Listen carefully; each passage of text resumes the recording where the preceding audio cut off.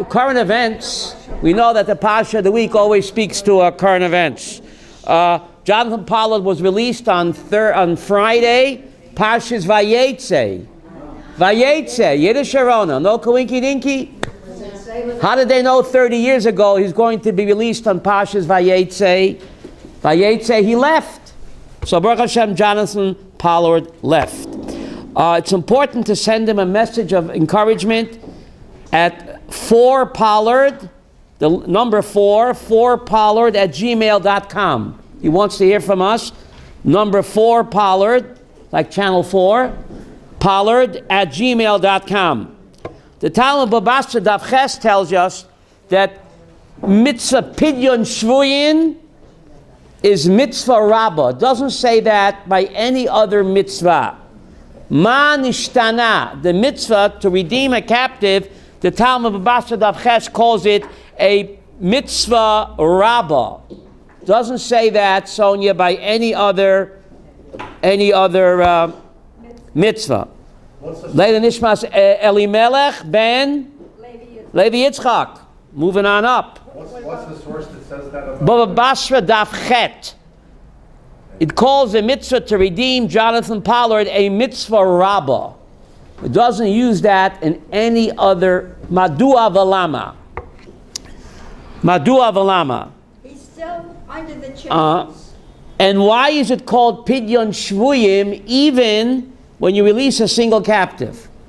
22nd. Even when you release a single captive, it's called Pidyon Shvuyim in the Rabbim. Even by Yochid. Madua Valama.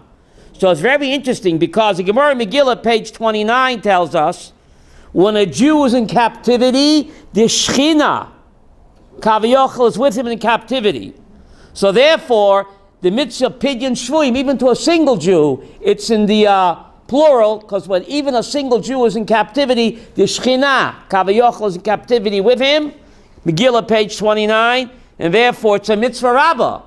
Because redeem a Jew, you're redeeming what? Kaviochel, the Shechina as well. And that's a mitzvah rabbah, and therefore it's pidyon shvuyim, even for a single person. It's actually a pasuk in Devarim 30, pasuk 3. God will return with your captivity, it says.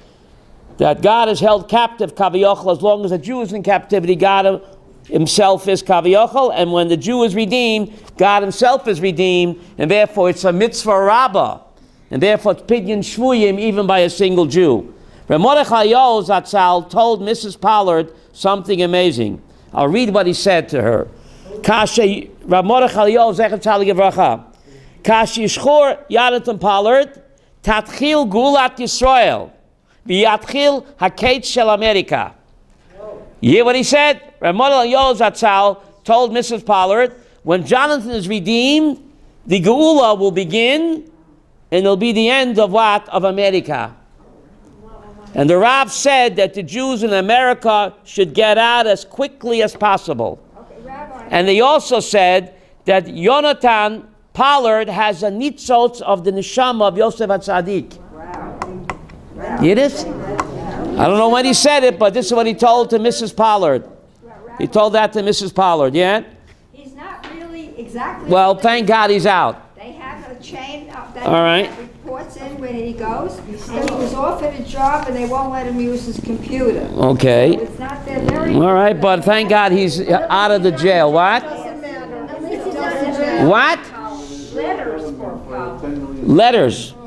Well, use 4Pollard at gmail.com. What? Now, let's take a look at the Parsha, and we see how the Parsha always ties into... on Thursday, we have the Haftorah in current events.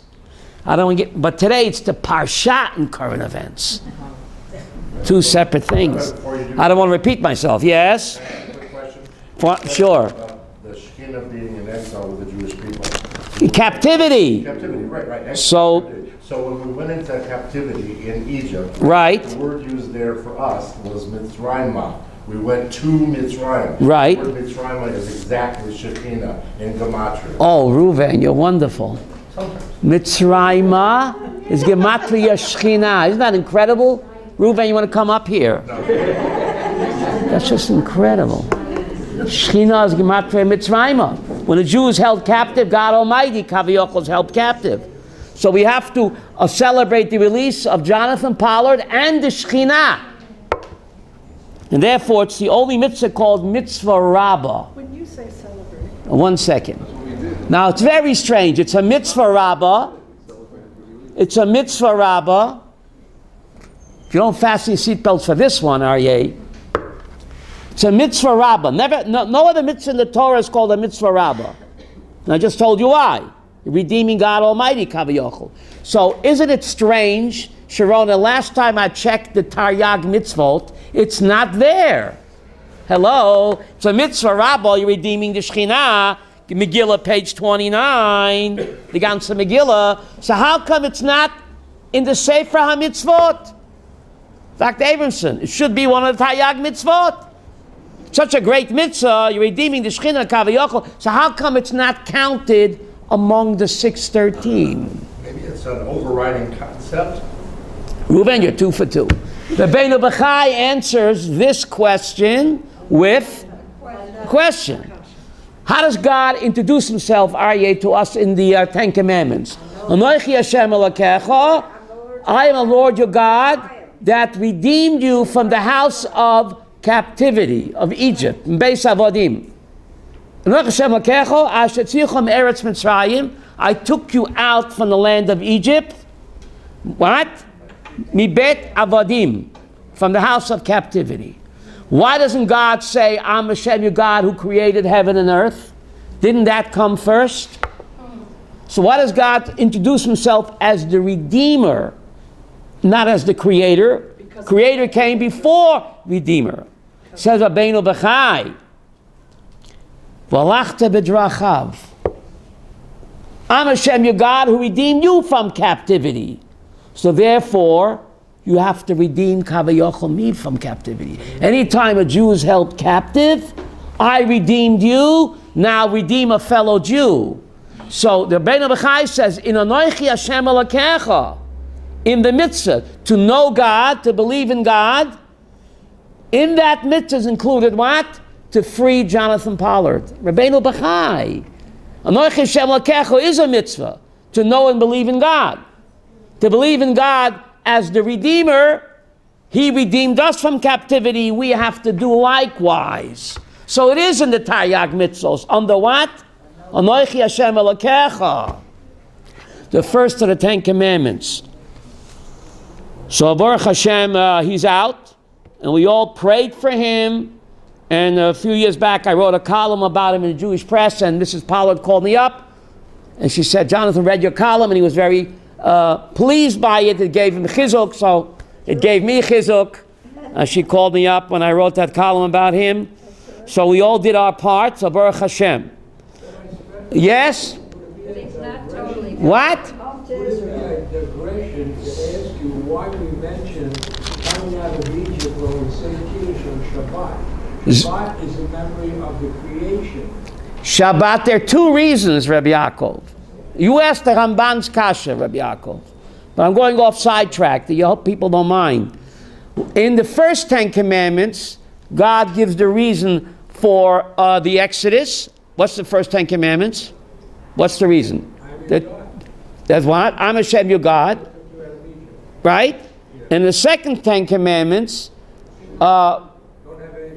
no, in the first 10 Commandments, why should we keep the Shabbat? I'm going off on a tangent here, but since you asked the question, in the first 10 Commandments, Hashem gives the reason for the Shabbos, because in 6 days God created heaven and the earth, and he rested on the Shabbos. Therefore, since God rested on Shabbos, we should rest. That's what he gives in Pashas Yisro. In the second 10 Commandments, in the Eschanan, he gives the reason because you were slaves in Egypt, and I redeemed you, and therefore what? Keep Shabbos. Ramban says there seem to be 2 separate reasons. And why are there 2 reasons? The first 10 Commandments, we keep Shabbos to remember the creation. And the second 10 Commandments in Eschanan, God says keep Shabbos because you were slaves in Egypt and I redeemed you. So why 2 separate reasons? So the Ramban says they're really not 2 separate reasons.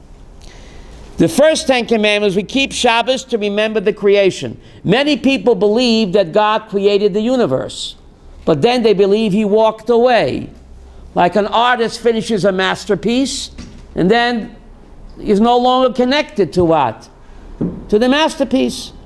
So maybe God created the world, and then he walked away. The second 10 commandments says, keep the Shabbos, that God took you out of Egypt with great miracles, that God didn't walk away. God's a hands-on manager. Because if he would have walked away from creation, how could he turn nature topsy-turvy? So the first 10 commandments prove that God created the world, but that's not enough. How do you know he's still actively involved in running the world? That's the second 10 commandments. By redeeming us from Egypt with all the great miracles and wonders, God proved that what? He's hands-on manager. Otherwise, how could he turn nature topsy-turvy? So the first 10 commandments proves the creation, and the second 10 commandments proves that God didn't walk away. He's intimately involved in running nature. Otherwise, how would he turn nature topsy-turvy by what? By the 10 commandments. So each reason, says the Ramban, complement each other. God is the creator, but he's also actively involved in continuing to run the world. He didn't walk away after the creation, so therefore we need both reasons for keeping the Shabbos. A testimony to the creation, and the second reason, that God continues to be actively involved in Briat Olam, and that is proved, David, by what? Turning water into blood, and all the other supernatural events. Changing nature, because he's still actively involved in nature. In fact, Hateva, Reuven, you know better than everybody, Hateva is Gematria Elohim. Nature in Hebrew is the numerical value of what? Of God. Quinky Dinky? No. 86. Nope. Right? So now where were we? So we're back now in the Parsha with current events. This past Thursday, Reuven, never fails. Thursday we do Haftorah in current events. Today I want to do Parsha. I see how they both talk about current events. This past Thursday, Haaretz had a peace conference in Tel Aviv. A peace conference. They still believe in the peace process. Pieces P.I. Micha Perik Zion says, Titen emet Yakov chesed Abraham. God tells Micah in chapter 7, the symbol of emet is Father Jacob. You would ask me, I would say Father Jacob is a symbol of emet. Seems like you had some shady dealings there. So if I'd asked the question to throw me out of yeshiva. But Rav Tzadok HaKohen in 1902, he asked that question. How could Micha Perik 7 say that Jacob is the symbol of truth? You read the text, it doesn't look like it. Says Rav Tzadok HaKohen in Lublin in 1902. He must have Ruach HaKodesh. He says, yes, Yakov, the symbol of Emet, because reality, as it really is the ultimate Emet. Reality, as it really is the ultimate truth. The real world as it is, says Rav Tzadok. Not wishful thinking, not to be delusional. There's Lavans, there's Esavs out there, there's Abu Mamzers out there with John Balkari. MS, said Rav Tzadok HaKohen, is to face the bitter truth that the peace process and all the goodwill gestures, it's a bluff. It's a con job. It's all Lavan and Esav. Rav Tzadok HaKohen in 1902, Reuven. Rav Tzadok HaKohen, the great Kabbalist of Lublin. Like a Navi. You're dealing with Esav and Lavan and Shem and Abu Mamzer. You've got to get down and dirty. Otherwise, they'll chew you up and spit you out. Okay. Said Rav Tzadok. Chesed LaAvraham. Micha says, Abraham, all you need is love. Abraham was all about love, right? But that's not the real world, says Rav Tzadok. Why is Father Jacob the chosen of the three? Abraham's all you need is love produced what? Yishmael. Yitzchak, Gevurah, he turned a blind eye, literally. He turned a blind eye, and he produced what? Esav. It's Yakov, to see reality as it is, not as wishful thinking. He produced the Shiftei Kah. Yiddish Aryeh? To face the bitter truth that all the peace process, our government is blind to the bitter emet. Peace conference on Thursday. Blind, just like Yitzchak was blind to Esav. The desire for peace blinds us to the bitter reality. Delusional. As Yirmiyahu says, Enayim lahem v'lo yiru. They have eyes, but they don't see. Like Yitzchak. He was blind, delusional, can't face the truth, looked away. And Abraham, all about love, but it's not all about love. It's fantasy. Yaakov is emet, to see the sheker of the UN and Kerry and all our peace promises. It's all a bluff. It's a con job. No matter how many concessions you make, it doesn't matter. It's all con. Yaakov saw through. So you have to deal with these people on their level. Otherwise, you'll be destroyed. Look what Abraham's chesed produced, Yehuda. Yishmael. Look what Yitzchak's blindness produced. What? Esav. Yaakov dafked ish emet. Because reality, says Reb Tzadok, is the ultimate MS, to see the real world as it is. Not wishful thinking, not to be delusional, the bitter truth. But not to be what? Fooled. Live in fantasy, Rose, fantasy island. All you need is love. Fantasy island. You turn a blind eye, you get an Esav. All you need is love, you get a Yishmael. Yaakov sees the bitter truth and deals with it. But you have to get down and dirty. Otherwise, you'll be destroyed, swallowed up. Go to a peace conference on Thursday. They're delusional. Two-state solution, Abu Mamzer is the answer. But he came out with an interview on Channel 10 that Olmert wanted to give him 99.5% of the West Bank. And he returned it down. But they're still delusional. Yirmiyahu said, Inayim lahem v'lo yiro. They're none so blind, Yehuda, as he will not see. So Rav Tzaddik HaKohen from 1902. Rose, just amazing. Must have prophecy, yes? You know, I understand what you mentioned. Though we believe if somebody insults you, you shouldn't say anything on a personal level. You should be able to take insults and don't say anything. No, that's a whole different shear. No. Turn the other cheek. That's the wrong religion. No. That's the wrong religion. Habal lahargacha, hashkem lahargo. Someone is coming to destroy you. Get up and kill him first. Destroy him first. That's the wrong religion. Slicha. Yes. No. Yes. But I want to know. You heard wrong. Good thing you came today. That's a Christian idea. That's a Christian idea, but that's a whole separate topic. Okay? Now, this idea, it's Christian idea. Slicha. Abal lahargacha, hashkem lahargo. Someone is coming to kill you. Get up and kill him first.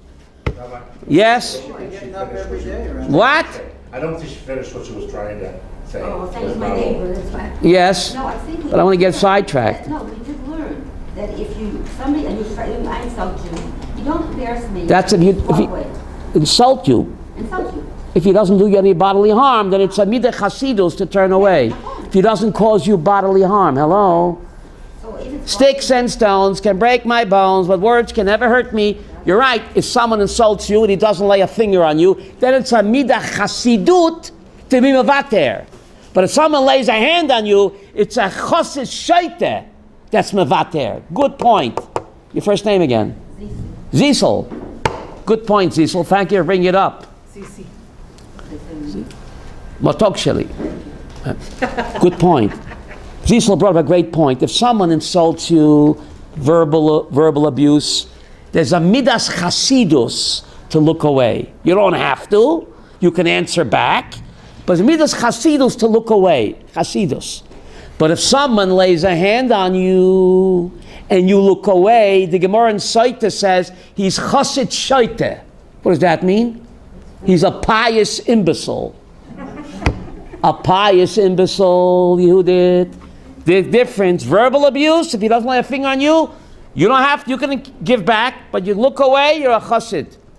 But physical abuse, you look away, you're a pious imbecile. Tractate Sotah. Thank you, Zisel, for bringing that up. Now, where was I? This idea to see the emet as it really is, not wishful thinking, this idea can explain why the first Jewish wedding had to be through a deception. Really? Yeah.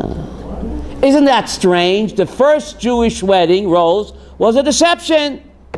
Yakov thought he married what? Rachel. And in the morning, wow, the Hebrew boker, wow, was Leah. A deception. What? Why do we have to know about it? Okay, he was deceived. Of Yakov Goldman, he was deceived, but why tell me about it? The Torah is not history. The Torah is God's GPS, God's personal system. So why tell me Yaakov was deceived? What's the message? Why he was deceived? The message is, my Rebbe Rapam said, that is a message. When you think you're marrying a Rachel, after the wedding, you find out, surprise, you find out after the wedding, you also married a Leah. You can't always get what you want, but you get what you need. That's what you need. And therefore, the Rebbe said, why does the chassan veil the kala under the chuppah? We know, Sharona, why the chassan breaks the glass under the chuppah and not the kala, because that's the last time we'll get a chance to put his foot down. I love it. That's why Ruvain, the chassan, breaks the glass under the chuppah, not the kala. The last chance he'll get to put his foot down. But why does the chassan veil the kala? Veil. No, he puts the veil on the kala. Badecken. You don't go to Hasidische Chassanis. Badecken. Evi, why does the chassan veil the kala?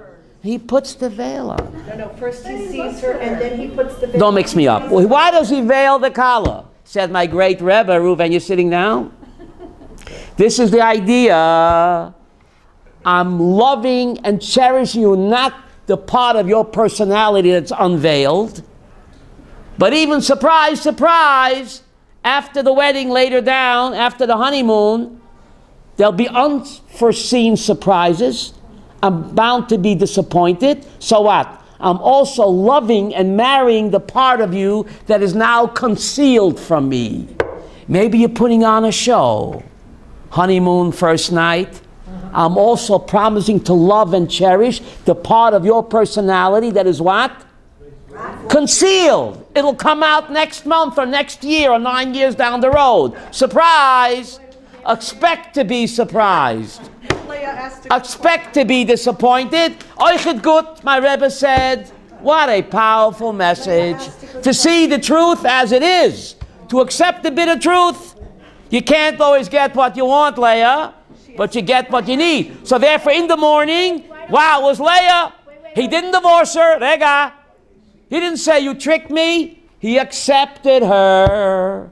For weiter. How do you say that in English? For weiter. Go ahead, move on. Right? Accept it like Yakov. Because that's exactly what we need. We need the part of our challah that is now the challah that's concealed. Right? The other part will come out later. So what? I'm going to love the part that's concealed now that'll come out 9 years later. Surprise! Expect to be surprised and disappointed. So what? That's exactly what I needed. Pleasantly surprised. But a lot of times, and the other way works too, with the chassan too. Why can't he be veiled? Huh? Why is the man not veiled? Why is the man not veiled? Not veiled. Because it's a good question. Because women have a bina yetera, aryeh. Women often get Women have a bina yetera. They can see right through who they're marrying. We guys can be deceived. Ladies have a bina yetera. Because ladies were taken from the inside. They weren't created from the nose or the pinky. They were created from inside. Right? Adam's rib. So they can see right through. Okay? So the women, He gave us the Rabbi, Bible, wasn't that's it when we have also a more. mitzvah? What? That Leah got to marry him because she cried all the time because she thought she has to marry Esau. Right. So it freed her. Yeah. And she knew that it was But women have a bina yetera. Yakov, the great prophet, didn't know that Malchut, Kuhuna, Mashiach will come from the one that he doesn't want. But Leah and Rachel knew that you can't get what you want, but you get what you need. Without Leah, the one he didn't want, where would the Messiah come from? Where would Mashiach? Where would Cohen? Levi? It all comes from the woman that he didn't want. Powerful message in life that you're marrying a woman, now you see her, now you don't. You're going to love and cherish even the part that's now concealed. Surprise! But that's the way it's supposed to be. Yes? Whatever. But that's it. But Rachel, Yeah. Leah was the one that got him because she cried, because Hashem wants you to cry for what you need. Why? Rachel, Why does God want us to cry? because a woman who cries, because that's also a way of davening to do tshuva. Of bonding with God. It's a way to bond with God, yes? Tears bond us to God, not for His sake, for our eternal sake. We need to bond with Him to guarantee our eternity. And tears are like the glue. That's why tears are so important. It's the glue that binds us to Him for eternity. We need it. He doesn't need it. Yes? The nice thing about Jacob, he had 2 wives, but He had 4. The more the merrier. he only got 1 mother-in-law. Only one mother-in-law. Oh. Yeah. Right. Henny Youngman said, I just came back from a pleasure trip. I just drove my mother-in-law to the airport. Okay, yes, Ruvain. I've never understood how Yakov could marry 2 sisters. The Torah wasn't given. Keep the 7, go to heaven. Ruvain, we forget that. Keep the 7, go to heaven. They came from 2 separate mothers. It doesn't matter. The Torah wasn't given yet. How could Abraham marry Hagar, a first-generation Mitzri? Even after conversion, you can't marry a first-generation Mitzri, and Abraham did it. How could the Shvatim marry their half-sisters? Don't confuse me with the facts. The Rambam asked a question. How could Yehuda, a nice Jewish boy, go to a harlot? The Torah said she thought she's a harlot. The Rambam asked this question, Ruvain. Does a nice Jewish boy go to a harlot? Says the Rambam, Yehuda wasn't Jewish. He's a Ben Noach. Keep the 7, go to heaven. 7 plus Brit Milah. A non-Jewish person, no problem going to a harlot as long as she's single. To us it's shocking. But that's what the Rambam tells us. We forget there was no such thing as Judaism until Har Sinai. When they kept other mitzvot besides the 7, they did it, and Brit Milah, it was Noachidism plus. They had to keep 7 Noachide plus Brit Milah. All the other mitzvot they kept on a voluntary basis because it wasn't given yet. But the 7 plus 1 they had to keep. Abraham and Sarah served the meat with the milk. Right? Beautiful. How could Abraham and Sarah serve the guest tongue and cheese, tongue and yogurt? No problem. Keep the 7, go to heaven. Okay? So anyway, where were we? So this is the message. Vahi b'bokev hine Leah. Expect to be disappointed? That's exactly what I need. And this is the message, to accept the truth as it is, and again, not to indulge in Yehuda. I think it's called Fantasy Island, delusional, right? It's always going to be. Rav Soloveitchik says something incredible. What's your first name again? Devora. Chana Devora. Rav Soloveitchik, something. Why do you break the glass under the chuppah? Not a joke. Because Rav Soloveitchik said, now it's starry, starry night. under the chuppah it's lovey-dovey. It ain't going to be like that always. There's bound to be broken glasses. Reality check, said Rav Soloveitchik. It's not going to be lovey-dovey. It can't be, because men are from Venus and women are from Mars. Slicha. Opposite. I'm glad somebody's listening. We're all listening.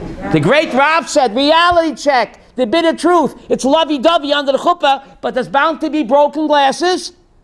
So what? That's what I need. Tough it out. So what? That's what I need. When the going gets tough, the tough going. What? You're not encouraging the single people in your audience to get married. No, but that's Titen. No, Rabbi Rivka. That's Titen Emet LeYakov. The reality is the bitter truth with the broken glasses. But that's what I need. That's what I need. All you need is love? No, that's Fantasy Island. Right? Yakov lived in the real world without illusions and hallucinations. And I think it's called, David, wishful thinking. That's why marriages break up. Because you don't look at the broken glass. Expect to be disappointed. Make adjustments. Thanks, I needed that. Remember that commercial? Thanks, I needed that. I'm dating myself. Men in commercial, you remember that?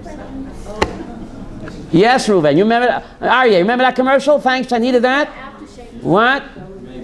Okay. My question is, fire away.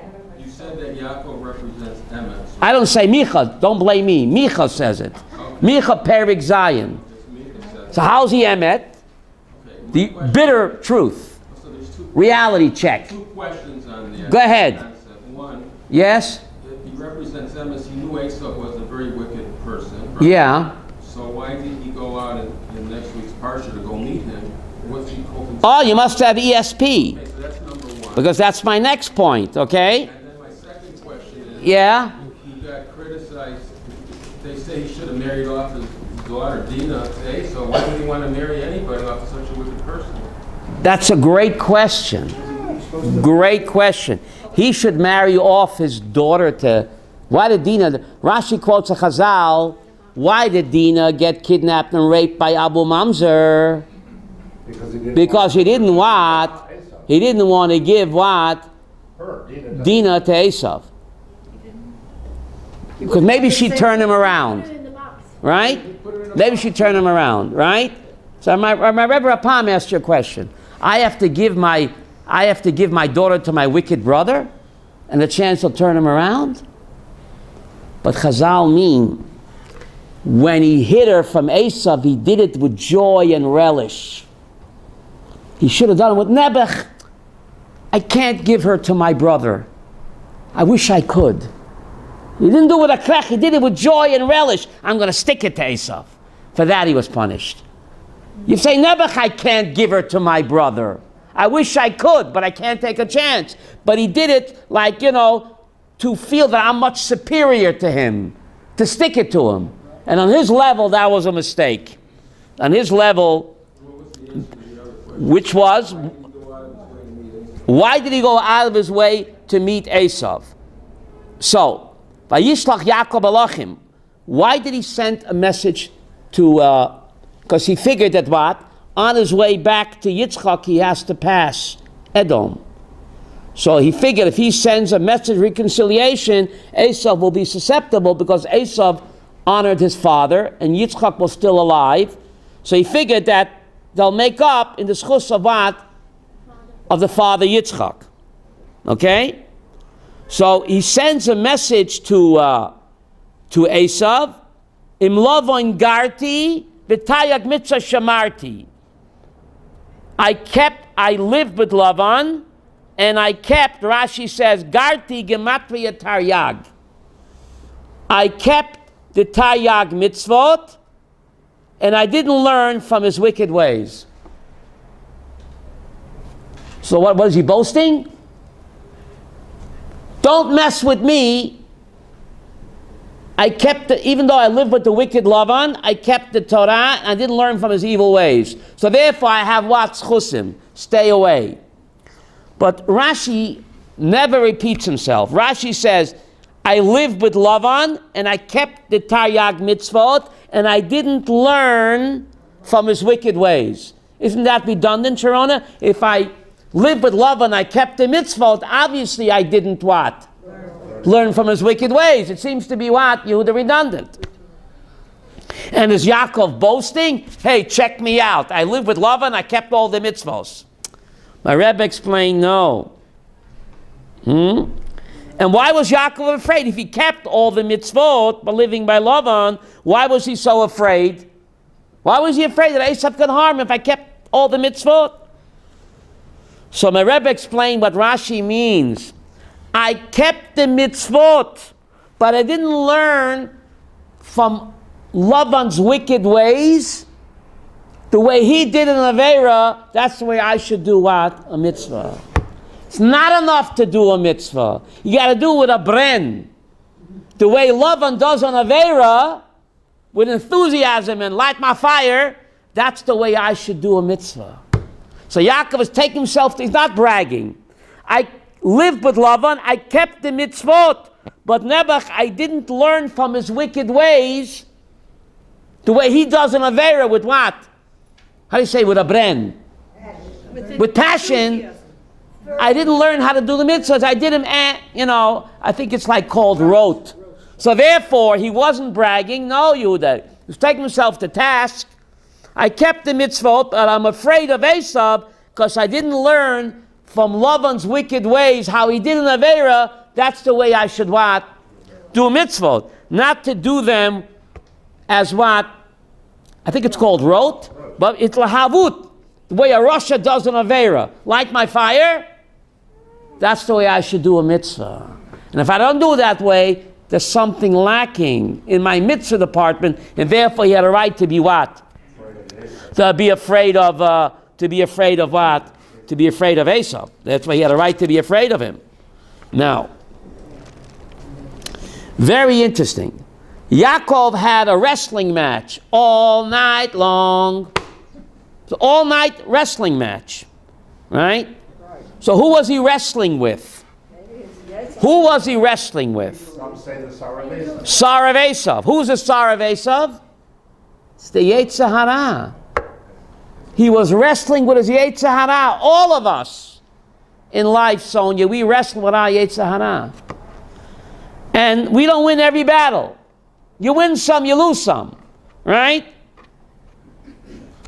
Malach Elohim olim v'yardim bo. Last week's parsha. Says the Baal Shem Tov, who are the angels of God going up and down? Who? We are. Every human being is an angel of God. We have a godly soul. Sometimes we go up and sometimes we go down. It's inevitable. And if you go down, don't be discouraged. Sheva yipol tzaddik. The tzaddik will fall 7 times. V'kam. He gets up. So everyone wrestles with their personal demons, like Yakov wrestled with himself. You win some, you lose some, and even if you lose some, you can utilize that yerida litzorech aliyah.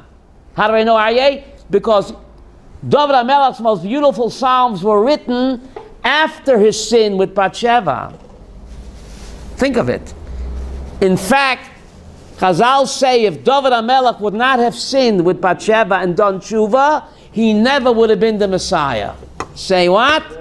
Ooh. Only when he sinned with Bathsheba and he did tshuva, then God said, you're the man to be the Mashiach. Isn't that amazing? That's pretty amazing. Yerida l'tzorech aliyah. Sometimes you have to go down in order to what? To rise higher and higher. Rav Soloveitchik asked an amazing question. Why did Yaakov Avinu on his deathbed, he appointed Yehuda to be the Melech? Kingship, Mashiach comes from Yehuda. Why not Yosef HaTzadik? Who is more qualified than Yosef? Such a benevolent brother, didn't take revenge. They did him dirty, and how did he repay them? Nechama, with kindness. Why, says Rav Soloveitchik, did Yaakov choose Yehuda to be the Mashiach and the king and not Yosef. Why? He sinned. Beautiful. Says Rav Soloveitchik, Yosef, when Mrs. Potiphar wanted to seduce him, what did he say? I can't do this thing. It's beyond me. He had a din like a tzaddik gomor. Yehuda sinned with Tamar and he confessed. And the Rambam tells us in the Gemara in Brachos, page 34, that a Baal Tshuva stands much higher than a goody two-shoes. Therefore, says Rav Soloveitchik, Yakov chose Yehuda to be the Mashiach, not Yosef. Yosef was the tzaddik gomor. When Mr. Potiphar tried to seduce him, what did he say? It's beyond me. I can't do that. Tut, tut. Go away. Yehuda sinned with Tamar, but he confessed. David sinned with Bathsheba, but he did tshuva. A Baal tshuva stands much higher than what? A tzaddik gomor. Therefore, Rav Soloveitchik says, buddy, Yaakov Avinu, through God, chose what? Yehuda and not Yosef. That's pretty amazing. We don't like perfect people. Well, I guess we can't relate to perfect people. You have nothing to say to me.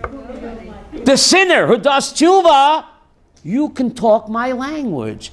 I know what it's like to sin, and I know what it's like to do tshuva. You have a message for me. I can listen to you. I can identify with you. But a perfect people, perfect person, what? A tzaddik gomer, you can't relate to me. I can't relate to you. And therefore, there's something very strange. Yehuda, very strange. I live in Pisgat Zev. You know what Pisgat Zev is known for? Something very infamous in Jewish history. You look in the book of Shoftim. Pelegesh Begiva. Pelegesh Begiva. I live in that. That's my claim to infamy. 3,000 years ago in Pisgat Zev, which was called Giva then, the Benyaminites took this woman, this Pelegesh, they gang raped her, and they murdered her. Pelegesh, you could look it up in the book of Judges. Maybe they skip it in Sunday school. They skip it. In the Sefer Shoftim, Shevet Benyamin took this married woman, a Mrs. Levy, they gang raped her, and they murdered her. Then Klal Yisrael went to civil war. Civil war because of that. Today a woman is raped and murdered, you turn the page.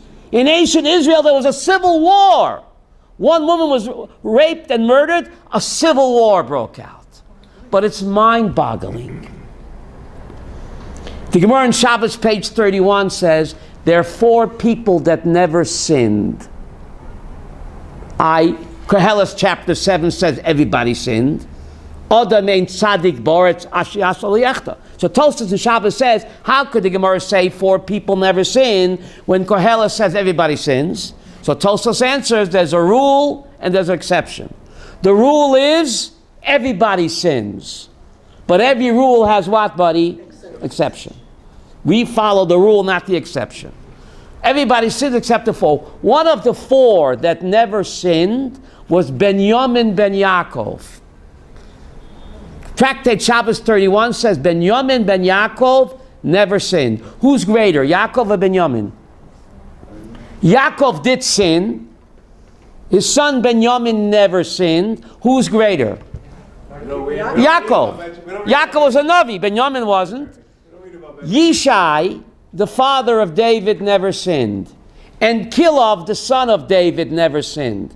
Who's greater? David's father or his son? Amram, the father of Moses, never sinned. Moses sinned. Who's greater? Wasn't that a sin when he divorced his wife? No. You can divorce your wife. Not a sin. Not a mitzvah. Not a mitzvah. But anyway, they never sinned. So who's greater? Who's greater? Why? But he sinned. So you see that a Baal Tshuva is greater than what? So isn't it mind-boggling, Yehudit? Benjamin, a guy that never sinned, how could his grandchildren commit gang rape and murder? Isn't that mind-boggling? Now, if you analyze a question very carefully, my Rebbe taught me, at great Rebbeim, if you analyze a question very carefully, Connie, half of the answer is contained where? I'll repeat the question again, and you'll see what I'm talking about. Benjamin was a tzaddik gomor. He never sinned. How could he have such wicked, immoral grandchildren? It doesn't make any sense. Or does it? He never sinned. He never chosein b'tshuva. He was a malach. The grandchildren said, hey, you old fuddy-duddy, you don't talk to me. You're a perfect person. You can't teach me anything. Benjamin ben Yakov never sinned. He had nothing to give over to his grandchildren. If he never sinned, hey, Grandpa, I can't relate to you, Grandpa. You're a fuddy-duddy. Get with it, Gramps. So, bizarre as it sounds, Sharona, because he never sinned, he was so way up there, the grandchildren couldn't relate at all. They rebelled. If that's a human being, forget about it. Perfect. Nobody's perfect except Grandpa. So they couldn't live up to that, so they went to the other extreme. We know when people are what? Are ye? Repressed, and they made to conform, then they rebel, they go the other way. They screamed out, let's eat Grandpa. Let's eat Grandpa. Let's eat Grandpa.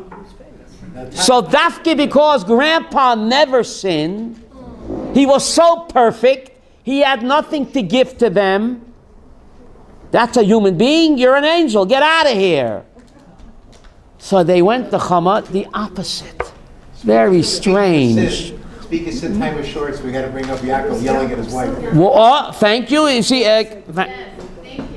you're beautiful. Oh, I want beautiful. Thank you. Thanks, I needed that. But isn't that amazing? Leadership, role models can be only people that what? That sin and do tshuva. Otherwise, I can't relate to you. You have nothing to give me. Get out of here. Get lost. So the Messiah has to be a sinner who do tshuva.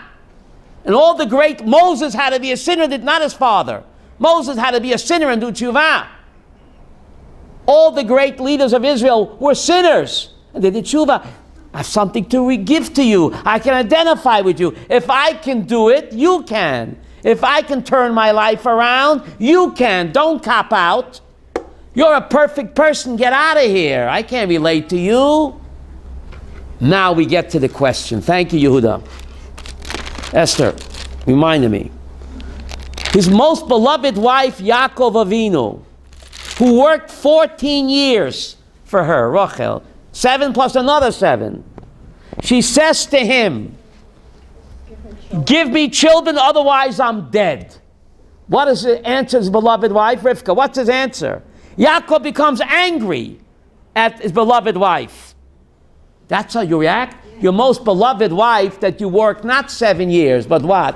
14 years. Don't you love her madly? And she cries out to you, give me children or else I'm dead. Why do you become angry? Fasten your seatbelts for this. Rivka, fasten your seatbelts for this. Micha Perik 7 says that Yaakov is ish emet. To see the bitter truth, not to be fooled by fantasy island, not to be delusional, to live in the real world. When the ish emet hears sheker, he can't take it. What did she say? If I have no kids, I'm dead. What are you talking about? It's sheker.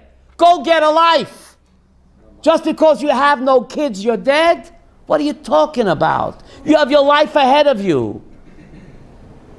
You can do so much more chesed. You're not tied down with dirty diapers. You can do much more chesed, help people in the hospital, bikecholim, echnos orchim, which you couldn't do if you have to change diapers all the time.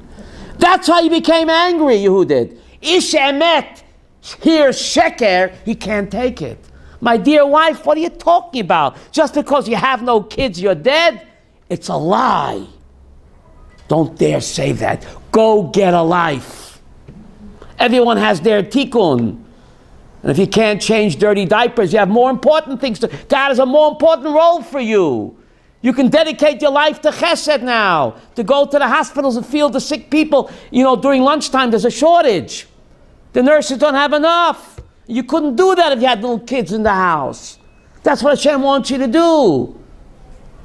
When emet is confronted with sheker, it can't take it. So therefore, the ish emet, he becomes angry when he hears Rachel say something which is not true. Just because you have no kids, you're dead? It's not true. Get a life, my sweetheart. Don't be hung up on sheker. That's delusional. Every person has a unique tafkid in life. Just like our fingerprints are unique, God doesn't run out of fingerprints.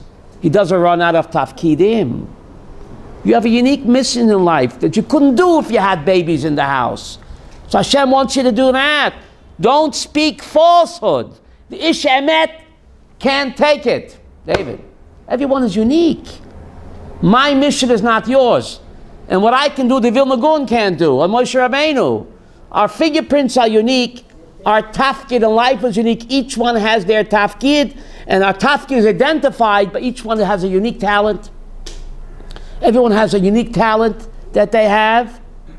You're supposed to channel that talent and bring it on home to Him, whatever it is. No one can do it my way. Da-da-da-da. No one can do it my way. That's just pretty amazing, right? The Torah, Chanukah is coming up.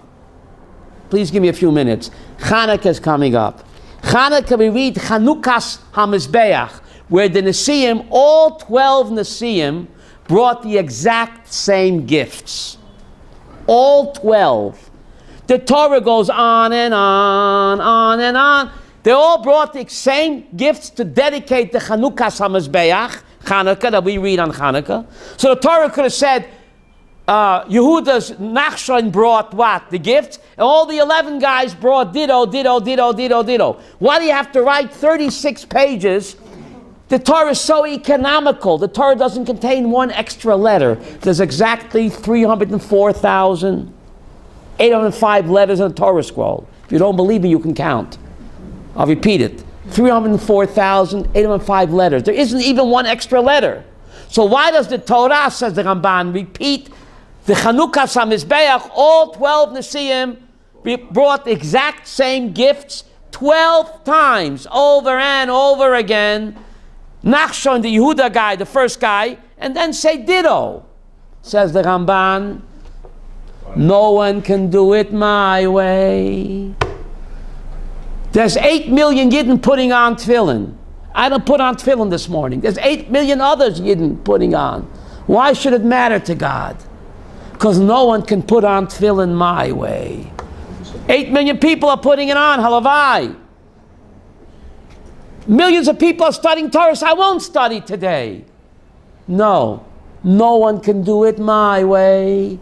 They all brought the same gifts. But to God, it's all what?